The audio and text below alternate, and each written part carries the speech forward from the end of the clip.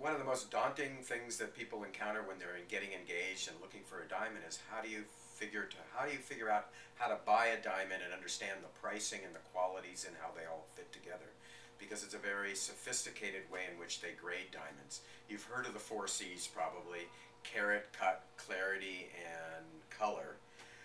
When people come in, the first thing I tell people is the most important thing to understand is understand what your budget is, because within your budget you're able to then determine what quality you're comfortable with in order to fit that budget. So it helps to have a dollar value in your mind. Not necessarily do you tell the salesperson that, but try to hold in your head, because from there you can go for a smaller, finer quality diamond or a much larger, lower quality diamond.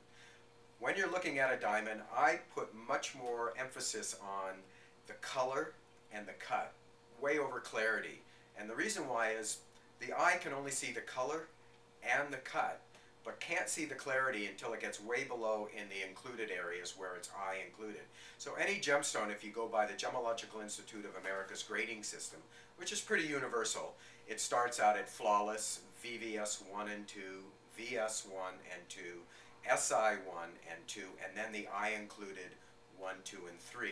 These are the clarity grades that are done under microscope at 10 power by trained gemologists to determine their clarity. Most stones you cannot see with the naked eye the inclusions until you get into the eye included grade.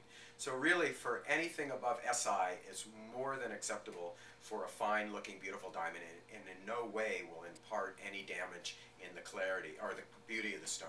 So the most important thing about a diamond is its color, because it goes from completely colorless down to yellow.